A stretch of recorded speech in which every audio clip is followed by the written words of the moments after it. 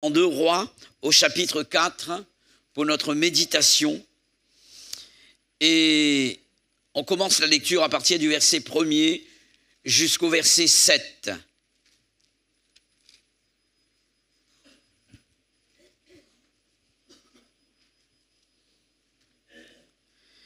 Une femme d'entre les femmes des fils des prophètes cria à Élisée en disant « Ton serviteur, mon mari, est mort. Et tu sais que ton serviteur craignait l'Éternel. Or, le créancier est venu pour prendre mes 2 enfants et en faire ses esclaves. » Élisée lui dit « Que puis-je faire pour toi? Dis-moi, qu'as-tu à la maison ?» Elle répondit « Ta servante n'a rien du tout à la maison qu'un vase d'huile. » Et il dit « Va demander au dehors des vases chez tous tes voisins des vases vides, et n'en demande pas un petit nombre. Quand tu seras rentré, tu fermeras la porte sur toi et sur tes enfants, tu verseras dans tous ces vases et tu mettras de côté ceux qui seront pleins. » Alors elle le quitta. Elle ferma la porte sur elle et sur ses enfants. Il lui présentait les vases et elle versait. Lorsque les vases furent pleins, elle dit à son fils « Présente-moi encore un vase. » Mais il lui dit « Il n'y a plus de vase. » Et l'huile s'arrêta. Elle alla le rapporter à l'homme de Dieu et il dit « Va vendre l'huile et paie ta dette et tu vivras, toi et tes fils, de ce qui restera. Amen. » J'aime bien les récits de la Bible parce que à chaque fois qu'il nous est présenté un problème existant dans la vie de quelqu'un, ou bien au milieu du peuple de Dieu, ou bien dans une famille quelconque, si nous suivons toute l'histoire, nous voyons que la fin de l'histoire est meilleure que son commencement. Alléluia. Et j'aimerais dire à quelqu'un ce matin qui est entré dans ce lieu, ou bien qui écoute la prédication sur les réseaux sociaux, tu es venu peut-être avec tes problèmes, mais j'aimerais te dire de la part du Seigneur que tu peux ressortir de là après avoir entendu la voix de Dieu avec des vraies solutions. Alléluia. Avec des vraies réponses. Voici le titre que j'ai donné au message pour chacun d'entre nous ce matin. Les 5 C, il est question de la lettre C, du miracle de l'huile. Je voudrais vous parler de 5 éléments qui ont permis à cette famille de vivre le surnaturel divin. Il est question du miracle de la multiplication de l'huile. Et il est important de rappeler ou bien d'informer à certaines personnes qui est notre Dieu. Notre Dieu est le Dieu de la multiplication. À partir de rien, à partir de peu même, Dieu peut faire beaucoup. Alléluia. Et il est important que nous puissions nous attendre à lui dans le domaine du miracle. Car en dehors de Dieu, personne d'autre ne peut faire des miracles. Et lorsque j'ouvre la Bible, je vois un Dieu à l'œuvre dans ce domaine. Alléluia. Et c'est cela qui m'encourage. Je me dis, si Dieu a agi, et à chaque fois nous prions de cette manière, si Dieu a agi autrefois dans la vie de ceux qui étaient avant nous, il est capable encore de le faire aujourd'hui. Car la Bible de déclarer que ce Dieu-là ne change pas, il est le même hier, aujourd'hui et éternellement. Alléluia. J'ai appelé le premier C, la crainte de Dieu. La crainte de Dieu. C'était une des qualités qui se trouvait dans le cœur du mari de la veuve, d'après le texte que nous avons pu lire ensemble. Voici comment elle va présenter sa demande au prophète. Et en parlant au prophète, c'est comme si qu'elle parlait à Dieu lui-même. Elle va dire ceci, « Ton serviteur, mon mari, est mort, et tu sais que ton serviteur craignait l'Éternel. Or, le créancier est venu pour prendre mes 2 enfants et en faire ses esclaves. » Un homme qui craignait Dieu. Son mari était quelqu'un qui, dans le cœur, avait ce profond respect à l'égard de la personne de Dieu. Et je crois que le respect pour Dieu démontre l'amour que nous avons pour lui. Lorsqu'on aime quelqu'un, on le respecte. Alléluia. On le respecte. Et mon père me disait souvent que le respect est né avant toi. Et quand on aime quelqu'un, on le respecte. Si quelqu'un dit qu'il aime son épouse et qu'il ne la respecte pas, il doit revoir sa copie devant Dieu. Si tu dis que tu aimes tes parents et que tu ne les respectes pas, tu dois reconsidérer ton amour devant Dieu. Si tu dis que tu aimes tes enfants et que tu ne les respectes pas, quelqu'un va me dire, on respecte nos enfants? Bien sûr que oui. L'enfant a droit au respect également. Alléluia. Cela démontre l'amour que nous avons pour notre prochain. Et Jésus est ce genre d'amour. Et notre amour pour Dieu doit être à la hauteur de ce que l'amour de Jésus a été pour chacun d'entre nous. Alléluia. Et je vois dans cette crainte, ce respect pour la personne de Dieu, un homme qui aime Dieu. Alléluia. C'est quoi la crainte de Dieu? C'est ce profond respect de sa personne. Et j'aimerais, malgré tout, donc, laisser deux versets qui nous parlent et qui nous montrent en quoi consiste la crainte de Dieu. Vous vous rappelez de Job? La Bible va parler de, et c'est Dieu qui va parler à Satan de son serviteur Job. Et il va dire concernant Job, c'est quelqu'un qui craint l'Éternel. Et juste après, il dira, tu sais, mon serviteur Job, c'est un homme intègre et droit, et il craint l'Éternel, et il va laisser cette information pour nous définir c'est quoi la crainte de l'Éternel. Et il dit, et se détournant du mal. Amen. La crainte de Dieu nous pousse, mes frères et sœurs, à nous détourner du mal. Car Dieu est le Dieu qui fait du bien. Amen. La Bible parlant de Jésus, il est dit que Jésus parcourait les villes et les villages ne faisant que du bien. Pourquoi d'après vous? Car Dieu était avec lui. Si Dieu est avec nous, si nous disons que Dieu est avec nous, nous devons haïr le mal et aimer le bien. Amen. Et faire du bien autour de nous. Et la Bible parle de cet acte-là, le fait de faire du bien, comme une partie du fruit de l'esprit. C'est la bénignité ou bien la bienveillance. Parce que j'aime, je fais du bien. Alléluia. Je fais du bien. Et il est question de fuir le mal. Le mal signifie également le péché.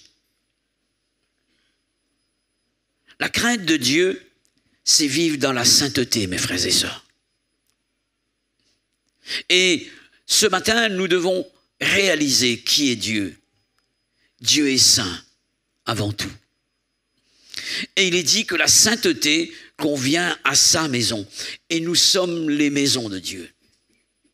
Cela veut dire que ce temple-là doit être saint, car Dieu y habite. Dieu n'habite pas dans de maisons faites de main d'homme. Lorsque je vois dans les croisées de chemin ces petits cages où, soi-disant, un Dieu y habite, ce sont des idoles. Je dis, est-ce que Dieu peut vivre dans la poussière comme cela?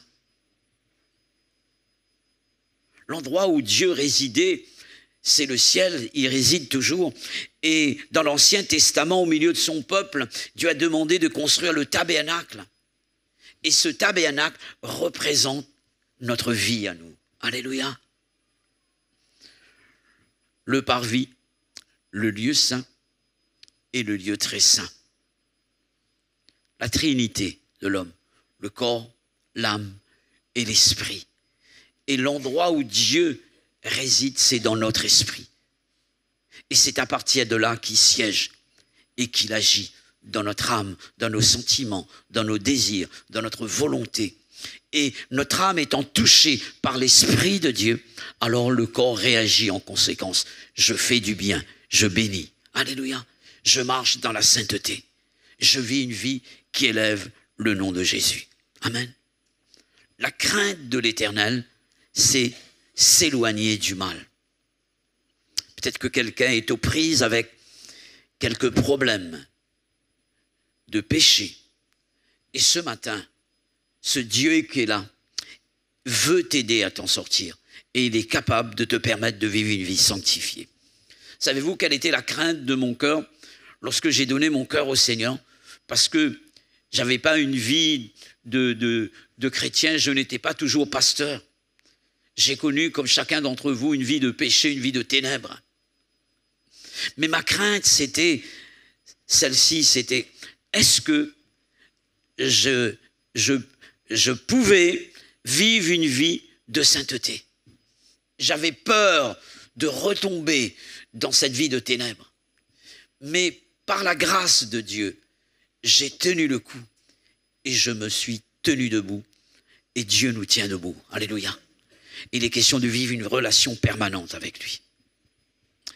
La crainte de Dieu, c'est se détourner du mal. Dans le psaume 128, verset 1er, voici ce que nous avons comme information sur la crainte de l'Éternel. Heureux l'homme qui craint l'Éternel, qui marche dans ses voies. Alléluia. Lorsqu'on craint l'Éternel, on marche dans ses voies. Et c'est quoi marcher dans les voies de Dieu? C'est vivre une vie conforme à sa parole. Amen. Une vie conforme à sa parole. Et je crois que le code de vie que Dieu nous a laissé et qui va nous permettre de voir Dieu agir dans notre vie, c'est sa parole. Je ne peux pas vivre en deçà de sa parole. Ma vie doit être réglée au diapason de la parole de Dieu. Et ça a été la vie de Christ. Et la Bible va parler de Jésus comme étant la parole faite chair. Pourquoi est-il parlé de Jésus comme étant la parole faite chair? Parce qu'il est Dieu, la parole, et il est devenu chair. Il s'est incarné, il a pris un corps semblable au nôtre, mais sans péché.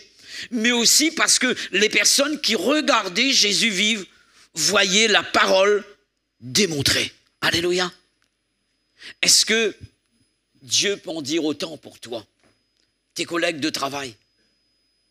Hier, je parlais avec quelqu'un, je lui disais, pour connaître ce que tu es, tu dois questionner ta famille. C'est là qu'on vit sa vie véritable.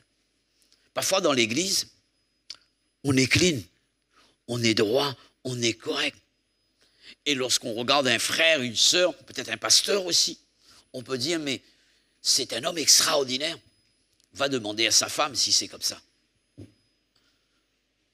Va demander à ses enfants.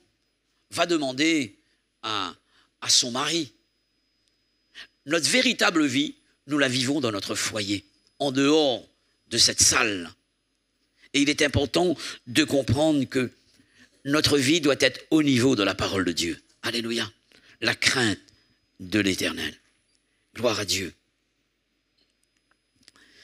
Dans le psaume 128, il est fait mention de toutes les bénédictions qui résultent de la crainte de Dieu.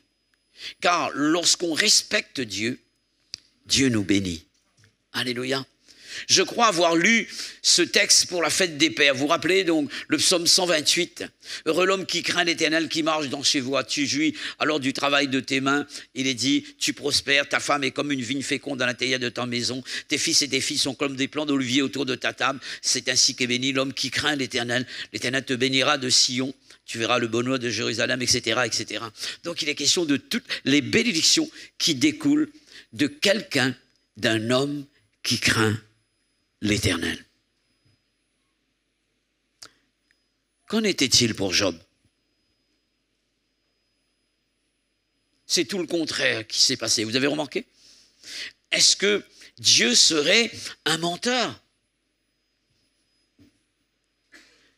Vous avez connu les souffrances de Job. La Bible parle des souffrances de Job. Et cependant, il craignait l'Éternel. Il craignait l'Éternel. Et je souhaite à personne ce qu'a vécu Job. Je ne sais pas Qu'est-ce que vous auriez fait, vous, à la place de Job? Vous n'avez rien à vous reprocher, alors que des personnes sont là en train de vous dire, mais peut-être que tu as péché. Fais un bilan de ta vie. Les faux amis de Job étaient là pour l'accuser. Ça doit être le péché. Tu vis dans le péché, voici quelles sont les conséquences. Et tu vis les conséquences de ton péché. Et Job va essayer de trouver quelque part, et quoi qu'il n'y a pas d'homme parfait, mais je veux dire que si Dieu dit que c'est un homme intègre et droit, cela veut dire que Dieu a raison, n'est-ce pas? Job a connu, il a perdu son troupeau, il a perdu ses biens, il a perdu sa famille. Et ses enfants sont morts. Ce n'est pas seulement une mort spirituelle, c'est une mort physique, là. Les enfants sont morts. Et la Bible parle que Job va être frappé d'un ulcère malin depuis la tête jusqu'aux pieds. Et là, il est là, il ne comprend pas ce qu'il vit. Peut-être que toi aussi, tu vis cela ce matin. Ta vie, elle est droite devant Dieu. Et l'adversaire va essayer, on l'appelle l'accusateur des frères, il va essayer de t'accuser pour te dire, mais peut-être que, alors que lorsque tu fais un bilan de ta vie, tu réalises que ta vie, elle est correcte devant Dieu, exactement comme Job, mais cependant tu es là, avec tes souffrances, avec tes difficultés. Dans le texte que nous avons pu lire ensemble, nous réalisons, et cela m'amène à dire que la crainte de Dieu n'empêche pas les problèmes de notre vie. C'est ce qu'a connu cette famille du temps d'Élisée. Qu'avons-nous comme information à ce sujet? Voici ce qu'elle dit. Ton serviteur, mon mari, est mort. Tu sais que ton serviteur craignait l'Éternel. Et puis il y a ce petit mot, or, le créancier est venu pour prendre mes 2 enfants et en faire ses esclaves. Nous qui sommes partis à l'école, nous savons, et je le répète souvent, des petits mots qui, or, vaut son pesant d'or, d'accord? Et le petit mot or, conjonction de coordination, exprime une contradiction par rapport à un fait énoncé précédemment, d'accord? Ça exprime une contradiction. Donc, elle dit, mon mari craignait l'Éternel. Or, elle annonce une contradiction. Ok? Cela signifie, et si je transpose la phrase, ça signifie, bien que mon mari craignait l'Éternel, cela ne nous a pas empêchés de connaître ce que nous connaissons actuellement. Ce petit mot « or » veut dire cela. D'accord? Or, le créancier est venu pour faire de mes enfants ses esclaves.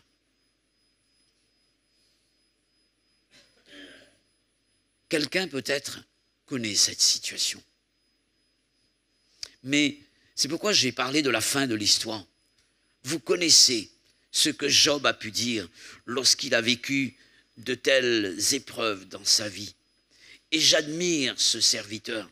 C'est quelqu'un qui confesse sa foi et l'intervention de Dieu et qui n'a même pas encore vu sous ses yeux.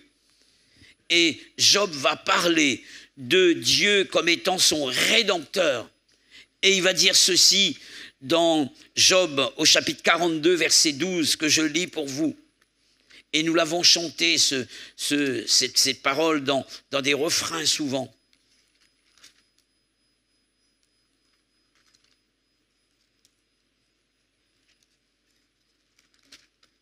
Voici ce que dira Job.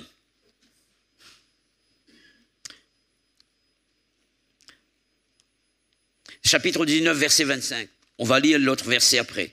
Chapitre 19, verset 25.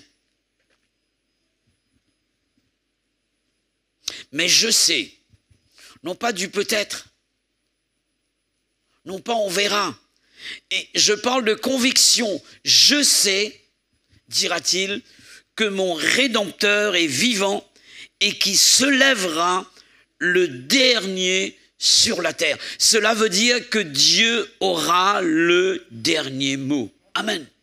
Et non pas l'ennemi de ton âme, non pas tes épreuves, non pas tes problèmes, non pas tes difficultés. Je sais, je suis convaincu que dans cette situation, Dieu va se lever parce qu'il est mon Rédempteur et je triompherai à cause de mon Dieu. Amen. Quelqu'un veut-il confesser cette victoire face à son ennemi, face à ses problèmes et de dire à ton ennemi en face, de le regarder dans le blanc des yeux et de lui dire « Mon Rédempteur est vivant et c'est lui qui aura le dernier mot, je triompherai au nom de Jésus. » Alléluia. Confesse ta victoire. Confesse ta victoire. Et la Bible parle dans le chapitre 42 du livre de Job, la fin de Job. Il a été la fin de la vie de Job. Il a été béni. Dieu a multiplié ses bénédictions. Alléluia. Et Dieu est capable de cela. Dieu est capable de cela. Je vous parle du premier C de la crainte, de la crainte de l'Éternel. J'aimerais vous présenter le deuxième C. Je l'ai appelé après, dès que la souffrance va frapper cette femme, elle va réagir.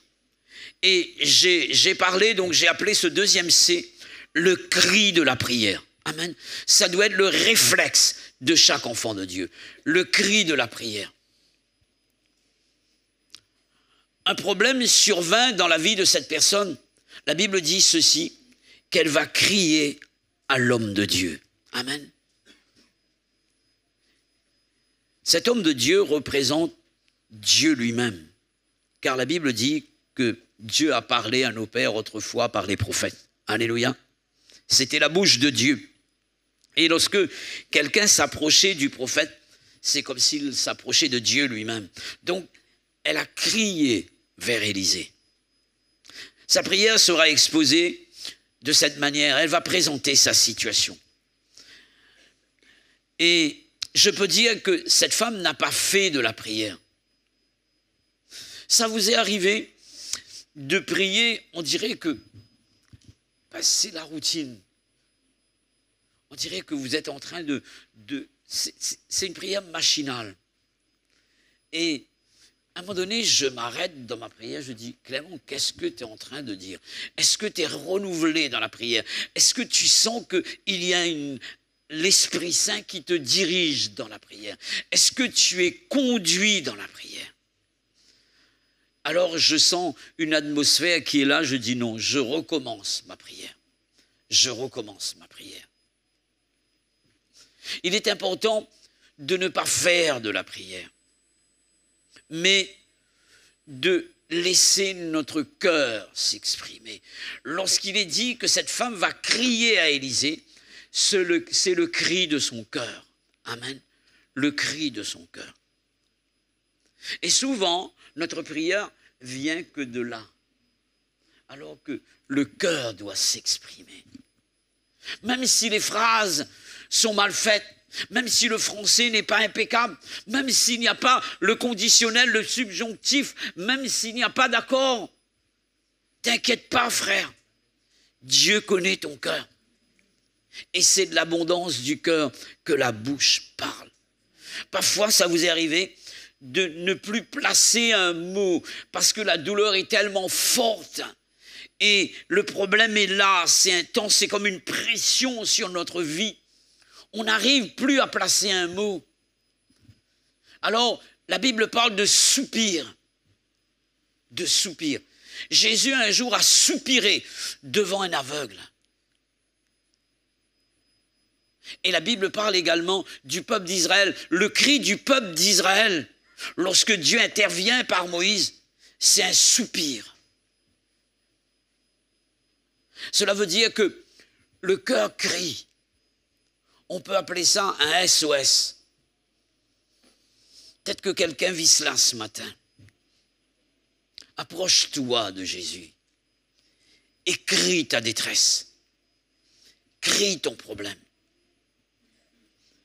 C'est cela la vraie prière. Un cœur qui s'exprime. La Bible dit, quand un malheureux crie, l'Éternel entend. et il le sauve de toutes ses détresses. Amen. Dieu nous a laissé la prière comme moyen de communication entre nous et lui. Et nous devons l'utiliser. Alléluia. J'aime demander. J'aime demander. J'ai appris à demander par la Bible. Je me rappelle, je crois vous avoir témoigné de cette expérience que j'ai vécue. J'avais plus d'argent, j'avais plus rien, aucune pièce, rien. J'avais une paire de chaussures. Quand on me regardait comme ça, on disait que l'extérieur était bien. Mais j'avais des chaussettes trouées, j'avais des trous sous mes chaussures. Et je ne pouvais pas m'acheter une paire de chaussures, j'avais pas d'argent. J'avais pas d'argent, j'étais marié. J'avais des enfants en bas âge. C'était quelque temps avant d'entrer dans le ministère. J'avais toujours travaillé et j'avais toujours pu subvenir aux besoins de ma famille. Et pour moi, c'était une honte d'aller demander quelqu'un quelque chose. Parce que je me disais, mais attends, ton honneur va prendre un coup. Ce n'était pas mon honneur, c'était mon orgueil, quoi, donc. Et j'ai prié Dieu. J'ai dit, Seigneur, interviens, j'ai besoin de toi. J'avais besoin d'une somme d'argent. Et j'ai prié le Seigneur. Un frère est venu pour m'apporter une enveloppe. Et je lui ai dit, non, je n'ai pas besoin d'argent. Et alors que j'avais besoin d'argent, j'avais besoin de cet argent, je lui ai dit non. Mon orgueil avait pris un coup, le fait de voir quelqu'un m'amener une enveloppe là et de dire clairement, tu vis aux dépens des gens, tu n'es pas un homme. Et là, j'étais mal à l'aise, j'avais envie de prendre, mais mon orgueil me disait non, ne prends pas. Et puis à un moment donné, l'esprit me parle, tu n'as pas prié pour cela? Et le frère, qu'est-ce qui sort comme parole? En fait, ce n'est pas moi qui viens te déposer cette enveloppe, c'est Dieu qui me l'a dit. Et là, tu es obligé de capituler devant Dieu. J'ouvre l'enveloppe, je vois le montant, c'est exactement le montant dont j'avais besoin pour payer mes dettes. Je suis en train de vous parler de la puissance de la prière. Alléluia. La puissance de la prière. Cette femme, elle a crié vers Dieu. Et Dieu a répondu. Que fais-tu quand le problème frappe à ta porte? Quel est ton réflexe en tant que chrétien? Comment réagis-tu? Est-ce que tu connais le poids de la prière? Est-ce que tu connais la valeur de la prière? Est-ce que tu connais les résultats bénis de la prière? Est-ce que tu es un homme de prière? Combien de temps passes-tu dans la présence de Dieu pour prier? Parfois, on pense qu'un message, c'est une étude comme ça, on arrive et puis on arrive avec ses notes. Moi, je ne peux pas le faire. Si je n'entends pas la voix de Dieu, je ne sors pas, je n'écris rien du tout. On doit s'attendre à Dieu, mes frères et sœurs, se tenir dans la présence de Dieu. Et Dieu agit, Dieu parle.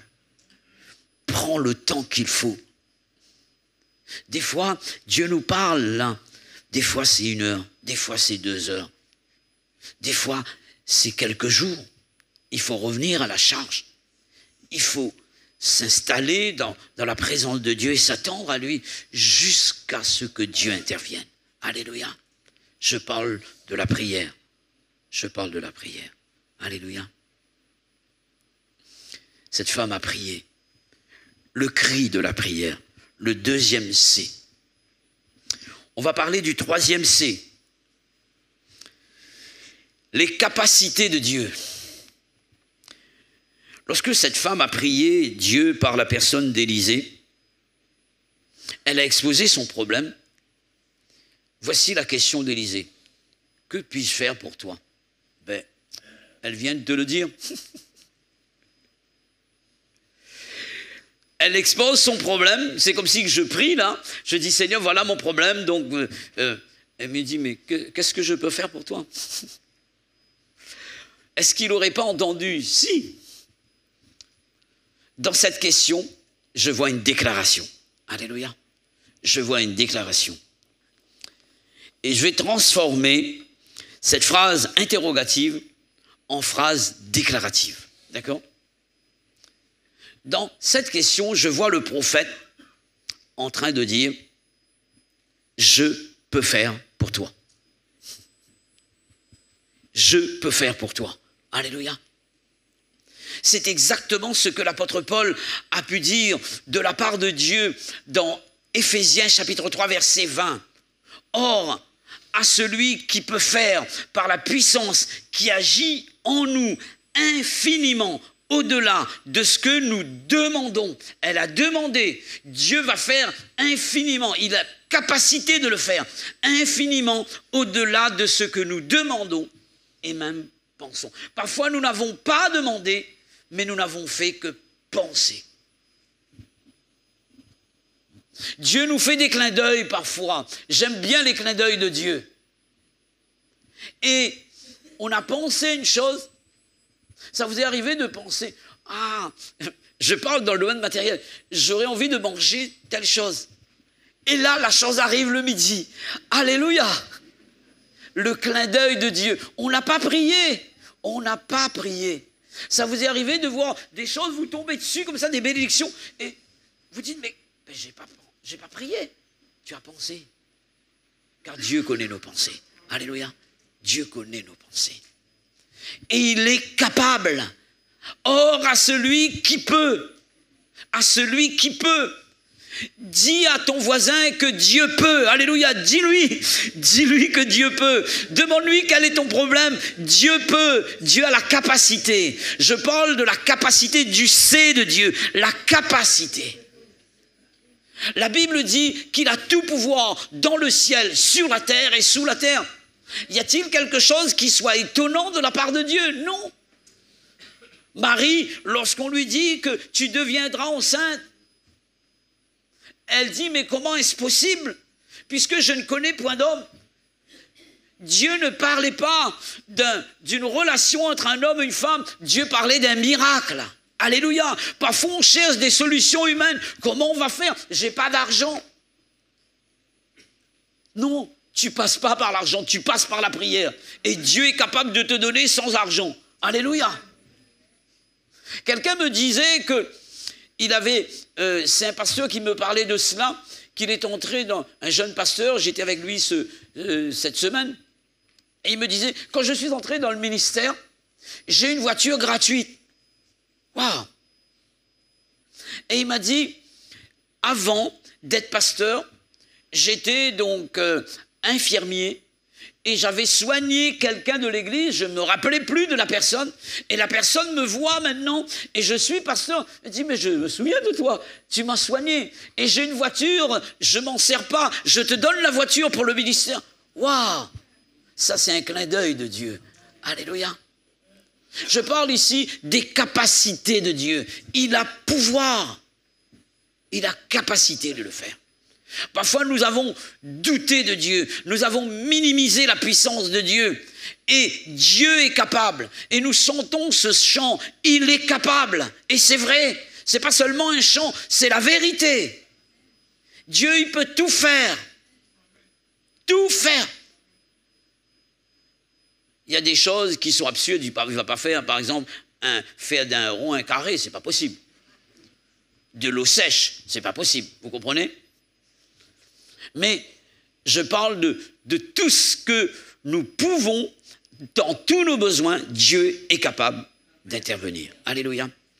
Les capacités de Dieu. Cela m'amène à vous parler d'un autre C qui va nous permettre de recevoir de Dieu par rapport à ses capacités. Dieu peut tout, mais maintenant tout dépend de nous également. Alléluia. Tout dépend de nous. J'aimerais vous parler du C de la confiance en Dieu. Alléluia. De la confiance en Dieu. Vous suivez là? La crainte de l'Éternel, d'accord? Ensuite, le cri de la prière, le réflexe après nos problèmes, dans nos problèmes, et connaître les capacités de Dieu.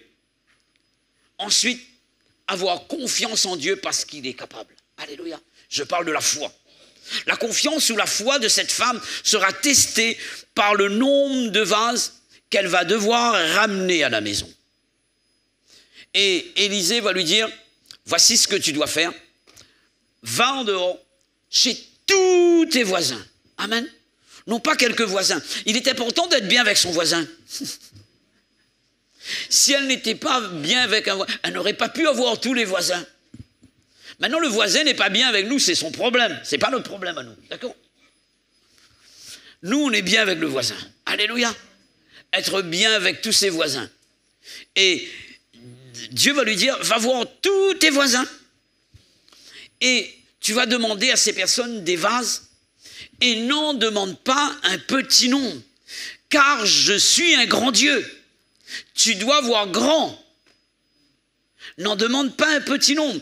Et je dis que sa foi ici sera testée par le nombre de vases qu'elle va devoir réclamer à ses voisins. N'en demande pas un petit nombre. La foi nous pousse à demander grand.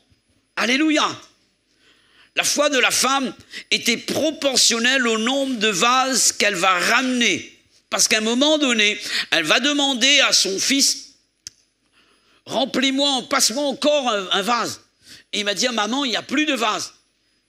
Parce qu'il n'y a plus de vase, l'huile s'arrêta.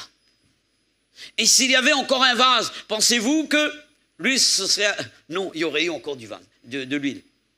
Et je suis en train de parler de la foi. Notre foi, notre bénédiction, le résultat de notre prière est proportionnel à la hauteur de notre foi. Alléluia. Qu'il te soit fait selon ta foi. Qu'il te soit fait selon les proportions de ta foi. Alléluia. Petite foi, petite bénédiction. Grande foi, grande bénédiction. Parce que nous servons un grand Dieu qui a tout pouvoir. Alléluia. Que Dieu nous aide, mes frères et sœurs, à placer toute notre confiance dans ce Dieu qui est capable d'intervenir pour quelle que soit la situation. La foi nous pousse à demander grand. La foi nous conduit à l'obéissance. Dans le verset 5, elle va faire exactement ce que Élisée lui demande de faire. Amen.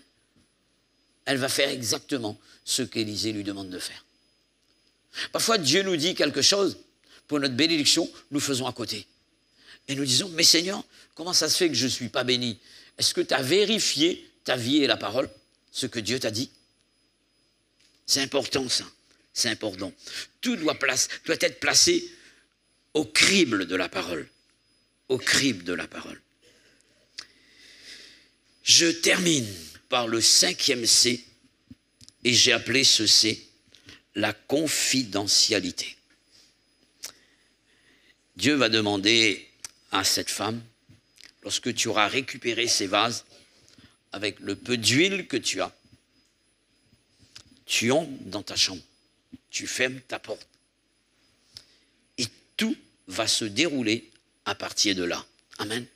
Lorsque tu auras fermé ta porte. Qu'a dit Jésus concernant notre intimité avec lui? Quand tu pries, entre dans ta chambre, ferme ta porte et prie ton Père qui est là dans le lieu secret. Et ton Père qui voit dans le lieu secret te le rendra. Il y a des prières que nous pouvons formuler avec nos frères ici en public, mais je crois que la puissance et le résultat de notre prière, c'est le résultat de cette prière lorsque nous sommes en tête à tête avec Dieu. Alléluia, en tête à tête avec Dieu. C'est à partir de là que tout se joue, mes frères et sœurs. Dis-moi qui tu fréquentes, je te dirai qui tu es. Amen. Cette femme est venue pour être délivrée d'une situation. Il était question de l'esclavage de ses fils, parce que les créanciers étaient venus pour en faire ses esclaves. Voici ce qu'Élisée dira: avec l'huile que tu as, tu vends toute cette huile-là, tu paies ta dette, et tu vivras avec tes enfants de ce qui restera. Amen. Dieu est le Dieu d'abondance. Elle vient pour qu'elle soit délivrée, pour que ses enfants soient délivrés de l'esclavage du créancier. Elle ressort de là, après la prière, après sa foi, avec du reste. Et ça va lui permettre de vivre avec sa famille. Dieu pourvoit au-delà, mes frères et sœurs. Je ne sais pas pourquoi tu es venu ce matin, mais j'aimerais te dire que Dieu peut t'accorder au-delà de ce pourquoi tu es venu. Alléluia. Recueillons-nous un moment. Et je prierai le Seigneur. Ensuite, je laisserai la place à notre sœur Corinne, Ali Kalapa, qui viendra témoigner. Et on va passer à la Sainte Seine, aux offrandes. On va adorer Dieu encore un moment. Alléluia. On demande à Dieu sa grâce. Seigneur, merci pour ta merveilleuse parole. Merci de l'avoir communiquée à chacun. Merci de parler par elle et de déposer en nous un dépôt divin. Seigneur, merci de nous permettre de croire en elle, de ne pas douter une seule seconde du pouvoir de ta parole et du pouvoir de la foi que nous voulons manifester en elle.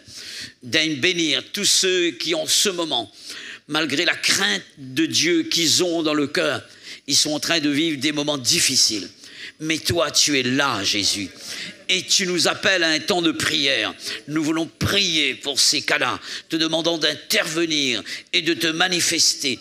Donne à ces personnes à se lancer dans la vision de la foi et de ne pas regarder aux problèmes existants actuellement, mais au résultat final. Non pas la matière brute, mais, Seigneur, le produit fini. Je prie pour que, Seigneur, la vision de la foi soit créée dans le cœur de chacun. Donne à ceux qui sont là dans le doute de pouvoir compter sur la grâce de Dieu et savoir que la foi envahit le doute et nous permet de triompher de toute forme de crainte, toute forme d'angoisse, toute forme de peur. Je prie, Seigneur, pour que dans ce lieu, il y ait des grandes victoires remportées. Il y a des cas de malades, des cas de problèmes, des foyers en détresse, en difficulté, des personnes ayant besoin d'une direction particulière. Seigneur, interviens et glorifie ton nom, notre Père et notre Dieu, dans le nom de Jésus. J'aurai juste après ce témoignage la possibilité de prier pour ceux qui passent par des moments difficiles. Je laisse la place à notre sœur. Que Dieu la bénisse. Alléluia.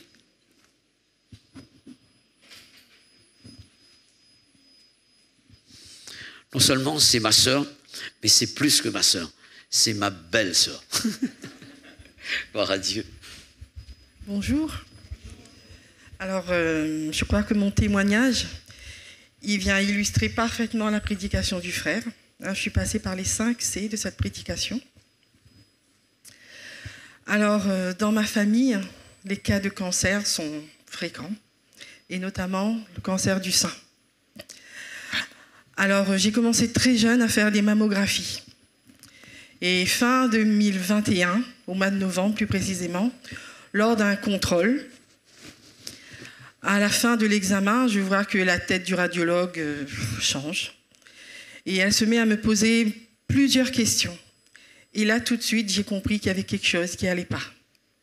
J'avais beau lui poser des questions, mais rien à faire, elle ne me répondait pas. Elle est sortie pour montrer les clichés au médecin. Et là, je suis restée seule dans la salle d'examen. L'esprit travaille. Hein. Et j'étais pas bien. J'avais super froid.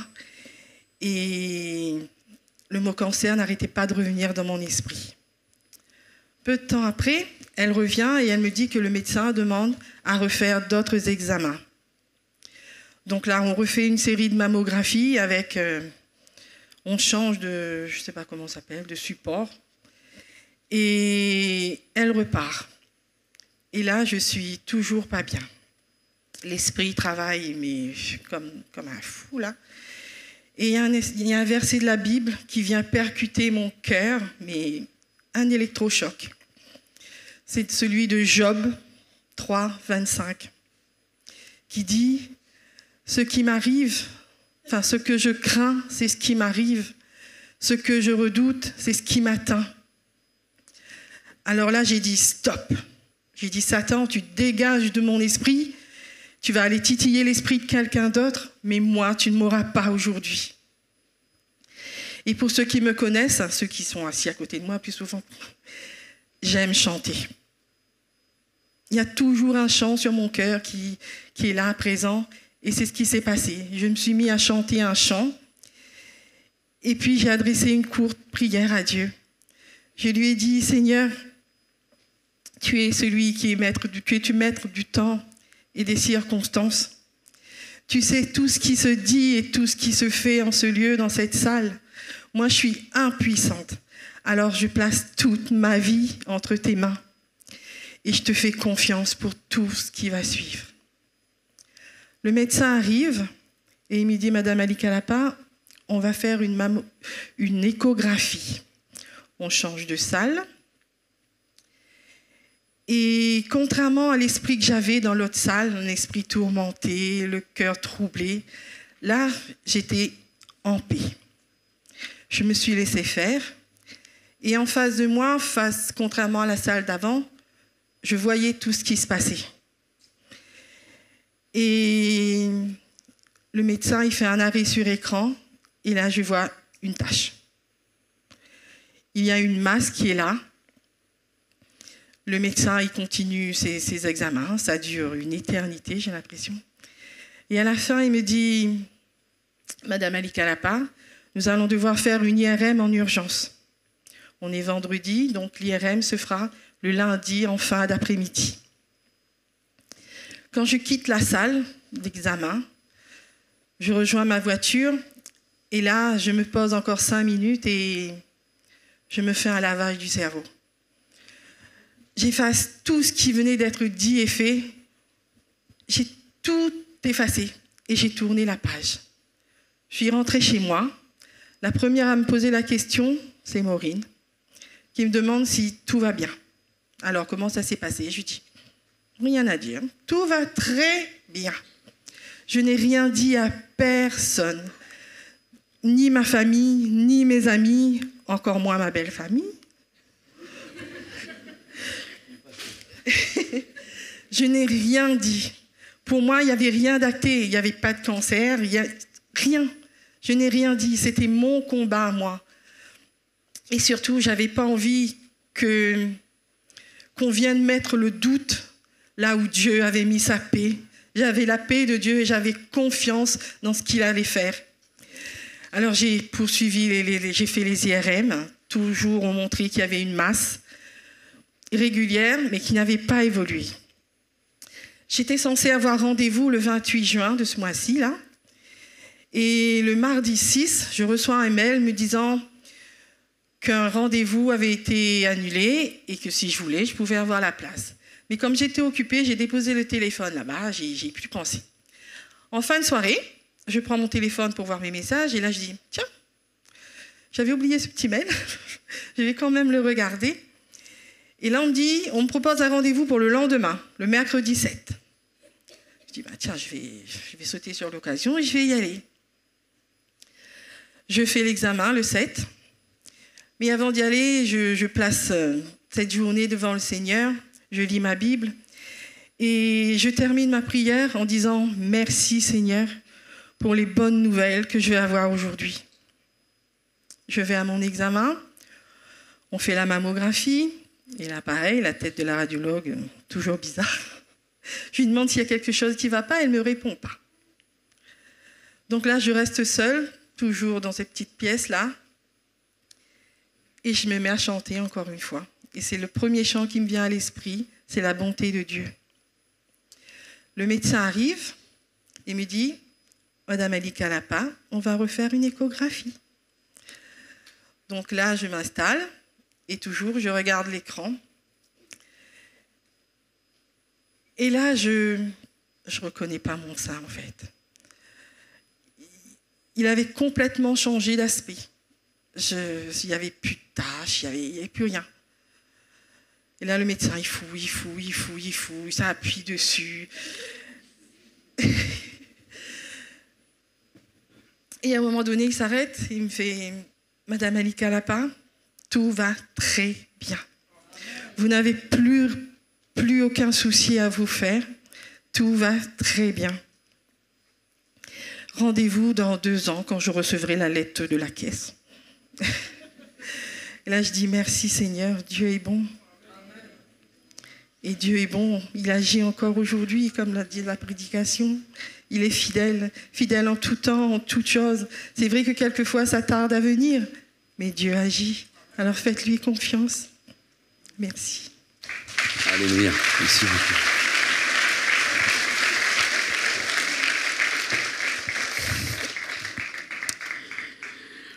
J'aimerais demander à tous ceux qui auraient besoin d'une intervention. Je crois que ce genre de témoignage est là pour booster notre foi, nous permettant, nous aussi, de dire que Dieu n'a pas de parents pauvres, Dieu n'a pas d'enfants gâtés, et personne n'est un parent pauvre par rapport à Dieu. Nous sommes ses enfants, Dieu nous aime tous, et il veut nous bénir. Alors, pour ceux qui sont dans le besoin, levez-vous, ça peut être pour une guérison, ça peut être pour une autre chose. Levez-vous, on va avoir un temps de prière avec vous pour que Dieu intervienne. Alléluia. Gloire à Dieu. Merci Seigneur Jésus.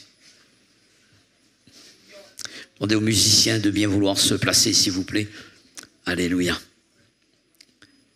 Seigneur, merci pour ce beau témoignage. Merci de ce que dans ce qui est dit, ce qui est annoncé, nous n'avons qu'un seul but, c'est d'élever la personne qui nous aime et qui nous bénit au-delà de toute espérance. Et merci de ce que tu as fait dans le corps de notre sœur Corinne. Tu es vivant, Jésus, et tu réponds à la prière. Il y a au milieu de nous de ceux qui sont debout, manifestant leur foi, comme la sœur, croyant que quelque chose va se passer. Seigneur, nous voulons y croire avec eux et nous voulons nous associer à leur prière, te demandant de poser ta main sur eux maintenant. Au nom puissant de Jésus, nous prions pour que toutes sortes de montagnes de difficultés s'en aillent. Parce que tu dis, si nous avons la foi comme un grain de sénévé, nous sommes capables de dire à une montagne, ôte-toi de là et jette-toi dans la mer. Si nous ne doutons pas dans notre cœur, mais nous croyons que ce que nous disons arrive, alors nous le verrons s'accomplir. Alléluia. Seigneur, c'est pourquoi ce matin, nous déclarons que, Seigneur, les montagnes de difficultés s'enfuient, les maladies quittent les corps, les douleurs s'en vont. Au nom de Jésus, les chemins se frayeraient devant les pas. Oh Dieu, merci de ce que les vérins de fer sont brisés maintenant. Nous croyons que tu ouvres des portes devant les projets de tes bien-aimés. Tu relèves quelqu'un qui est faible. Tu donnes à quelqu'un la force nécessaire pour tenir ferme et rester fidèle à ce nom merveilleux que le nom de Jésus est jusqu'au bout. Seigneur, au nom de Jésus, qu'il en soit ainsi. Merci Seigneur. Alléluia, nous pouvons nous asseoir ou rester debout. On va servir la Sainte Seine. Je vais demander aux frères qui ont été désignés de bien vouloir venir jusqu'à la table pour préparer le repas du Seigneur. Et pendant ce temps, nous chantons les louanges du Seigneur. Alléluia. Gloire à Dieu. Merci Seigneur.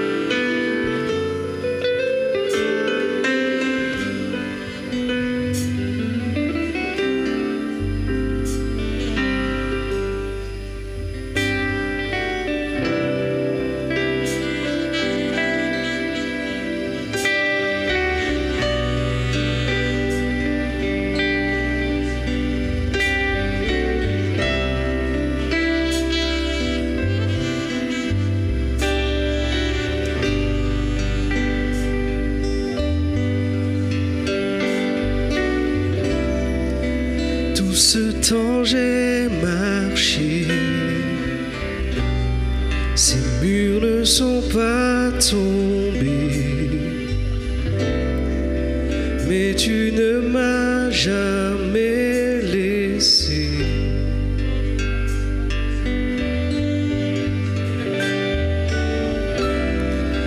Oh Dieu, j'attends de voir éclater ta victoire, car tu ne m'as jamais laissé.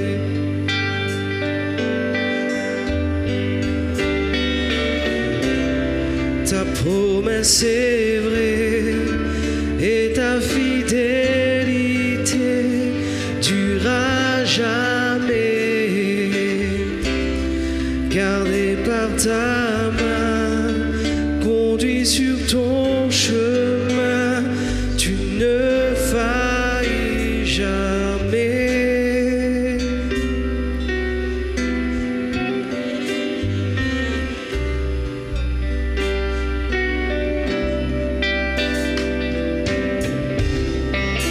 La nuit disparaîtra, ta parole s'accomplira, mon cœur chantera tes louanges.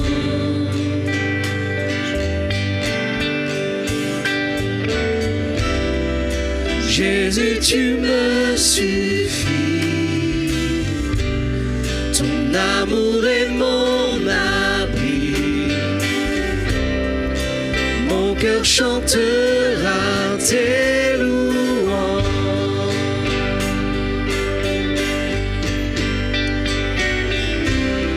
Ta promesse est vraie et ta fidélité durera jamais. Gardé par ta main, conduit sur ton chemin, tu ne faillis jamais. Ta promesse est vraie et ta fidélité durera jamais. Gardé par ta main, conduit sur ton chemin, tu ne faillis jamais.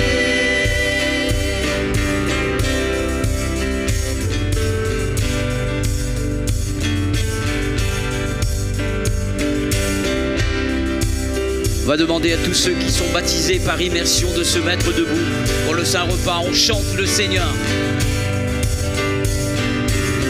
Mes yeux t'ont vu bouger les montagnes et je le crois, à nouveau tu le feras dans le néant. Tu traces la voie et je le crois, à nouveau tu le feras.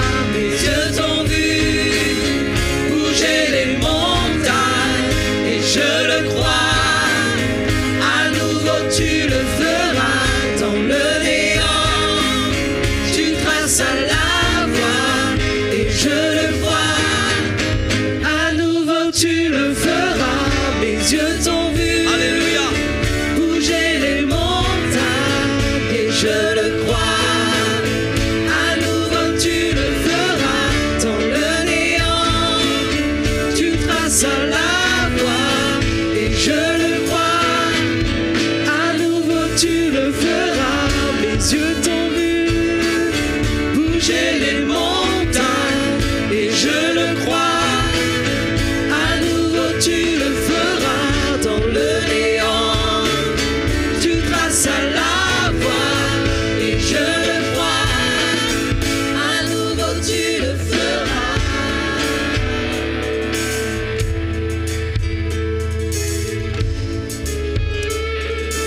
Fala bagarana isondo fagara manawe. Oh Jésus, tu es merveilleux.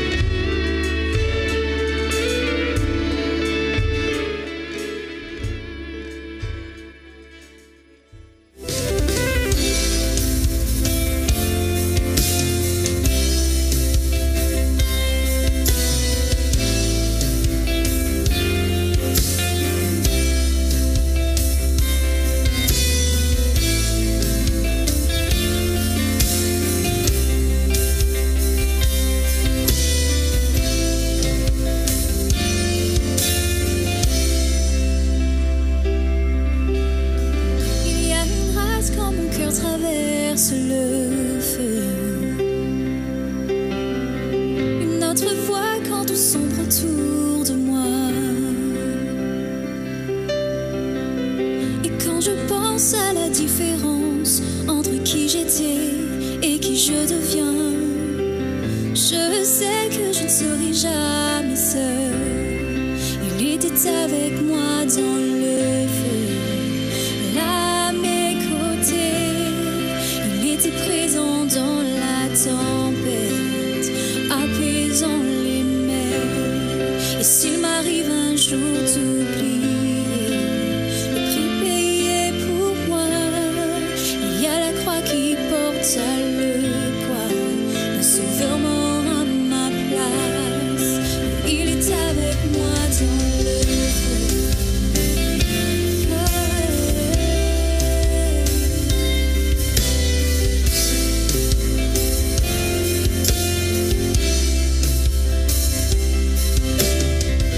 Toute ma dette à quitter, oui, à tout jamais.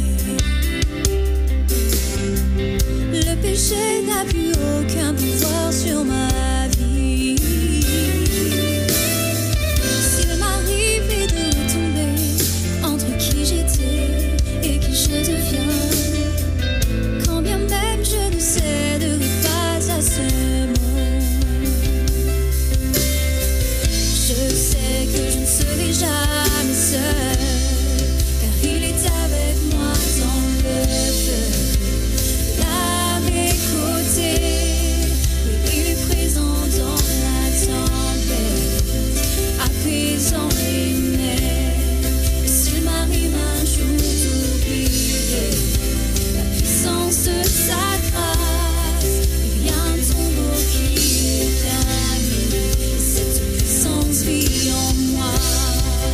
Il est avec moi dans le feu. Oh,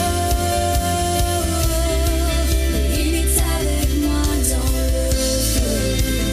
Oh, il est avec moi dans le feu. Oh, il est avec moi dans le feu.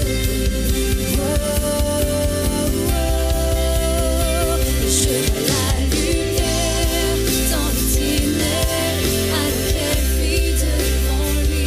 J'entends dans les yeux un rugissement, quand sa gloire nous envahit. Sans la terre trembler, la sous nos pieds, alors que les murs s'effondrent. Rien ne peut nous séparer, rien ne peut nous séparer.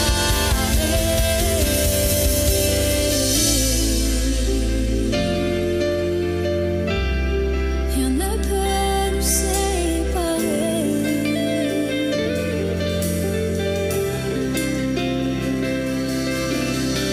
Il n'y a aucun autre nom comme le nom de Jésus. Lui qui était et qui est et sera jamais. Donc peu importe ce qu'il adviendra, entre qui je suis et qui je deviens, je sais que je ne serai jamais seule. Je sais que je ne serai jamais seule. Il sera avec moi dans le feu, à mes côtés. Il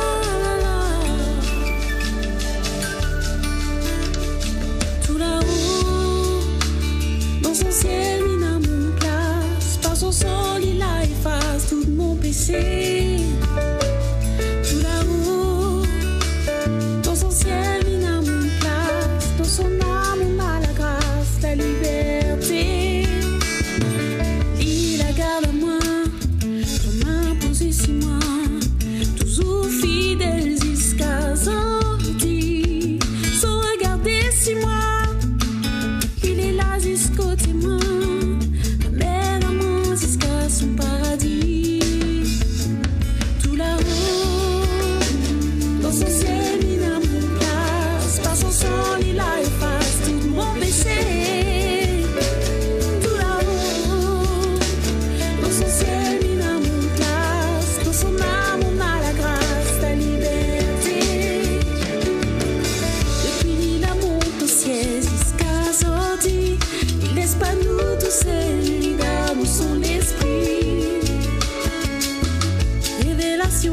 Ça le cœur, mon Dieu, il dit, à son fin feu dans mon cœur, un cadeau la vie. Tout là-haut, dans son ciel, il a mon place, par son sol, il a efface tout mon péché. Tout là-haut, dans son ciel, il a mon place, dans son âme, on a la grâce. Seigneur, mon Dieu, que ton nom merveilleux, que tu es grand, que tu es merveilleux.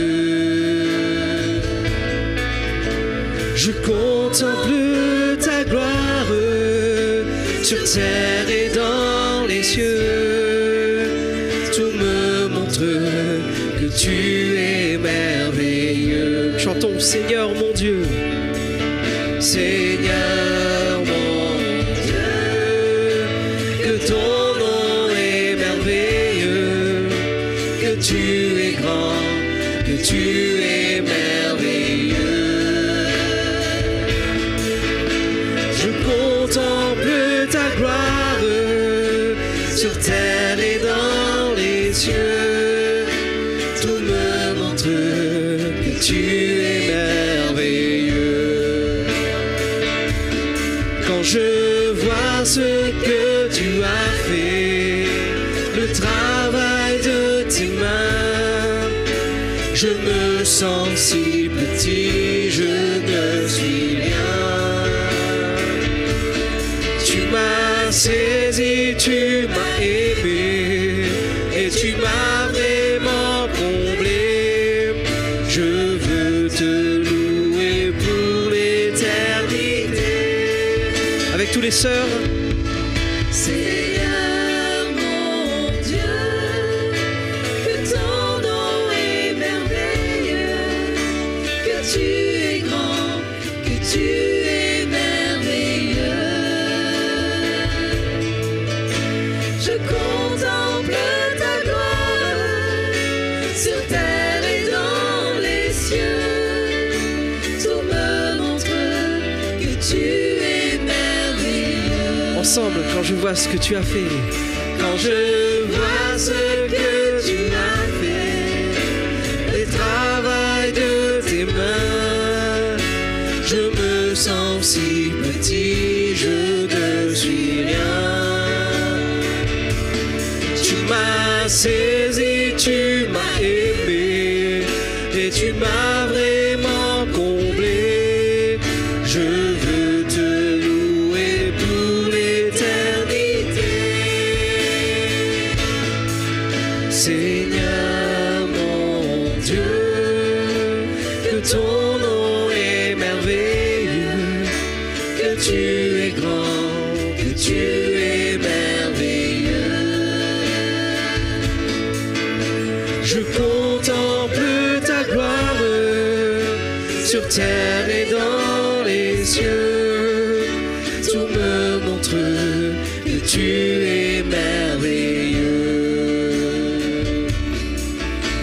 Tout me montre que tu es merveilleux. Tout me montre que tu es merveilleux.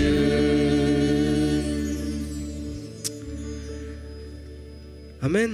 Gloire à Dieu, nous bénissons son nom pour ces instants aussi pour les offrandes que tu as récoltées. Nous le faisons avec le frère Gigant Jean-Marie, nous prions aussi avec lui.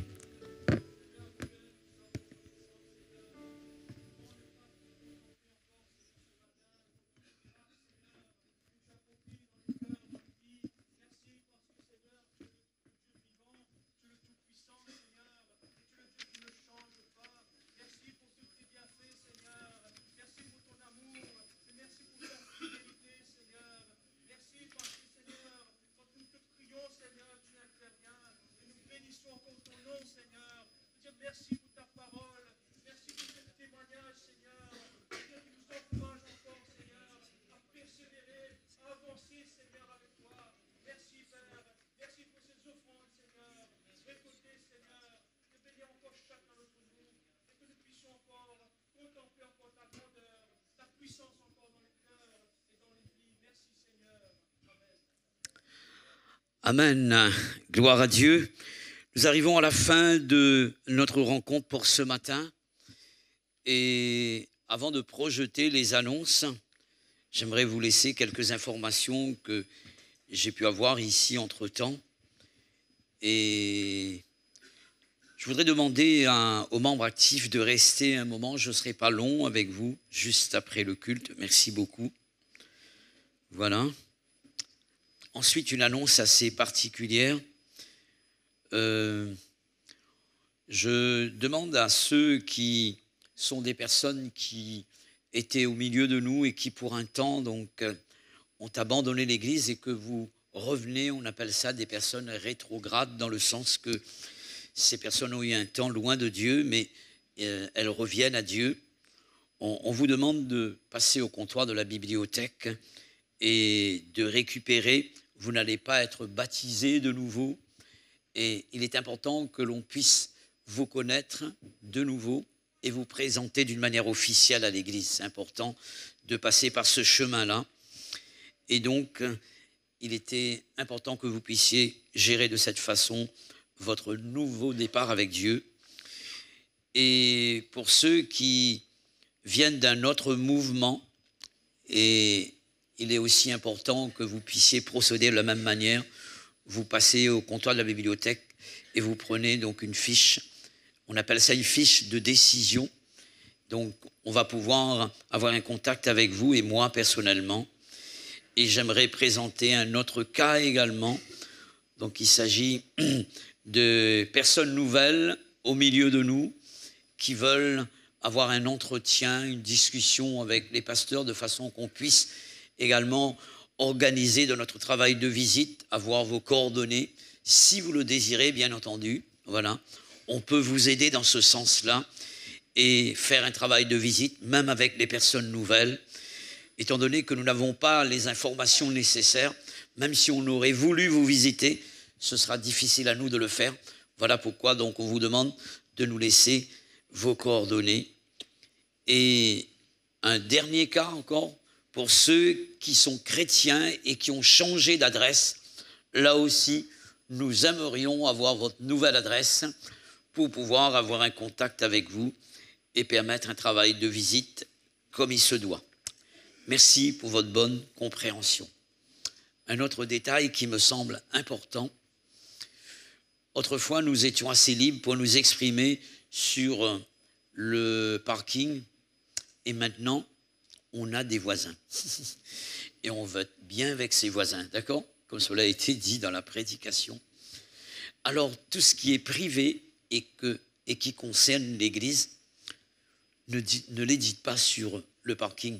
Même les frères qui font le service d'ordre, parce qu'on nous rapporte des propos et des paroles qui sont dites et les voisins d'à côté.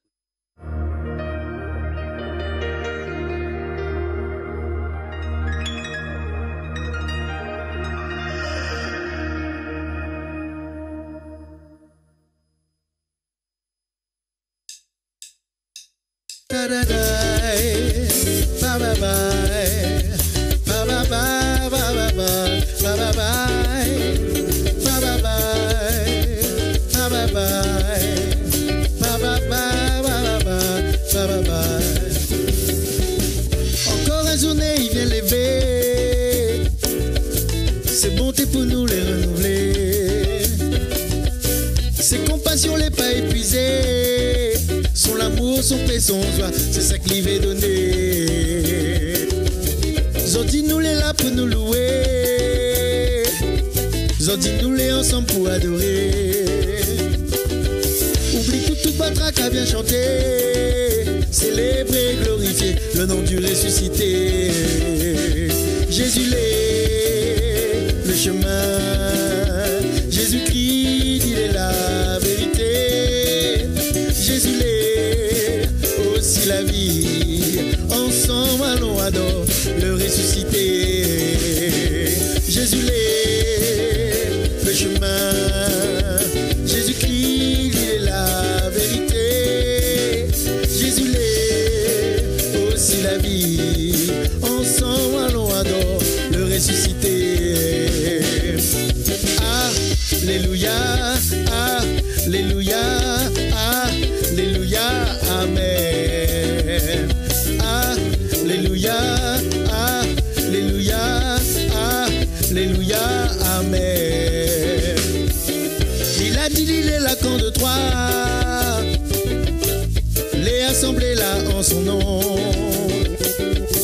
Il a dit que c'est là qu'elle y donne la bénédiction, la vie, et ça pour l'éternité. Zodi nous les là pour nous louer, Zodi nous les ensemble pour adorer. Tape la main et viens chanter, célébrer, glorifier le nom du ressuscité. Jésus l'est le chemin, Jésus-Christ, il est la vérité. Jésus l'est aussi la vie, ensemble allons adorer le ressuscité.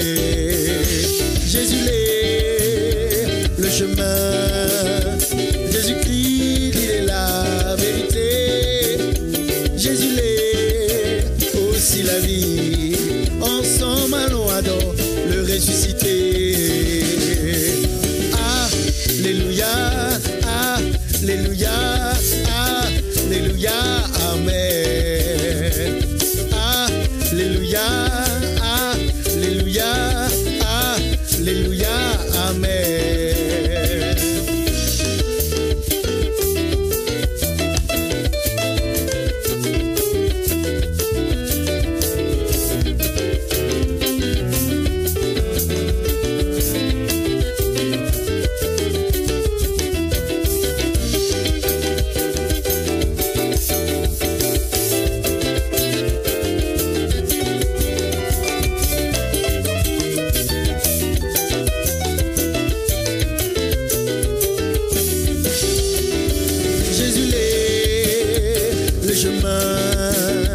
Jésus-Christ, il est la vérité. Jésus l'est aussi la vie, ensemble allons adorer le ressuscité. Jésus l'est le chemin, Jésus-Christ, il est la vérité. Jésus l'est aussi la vie, ensemble allons adorer le ressuscité. Alléluia, Alléluia, Alléluia, Amen. Alléluia, Alléluia, Alléluia, Amen.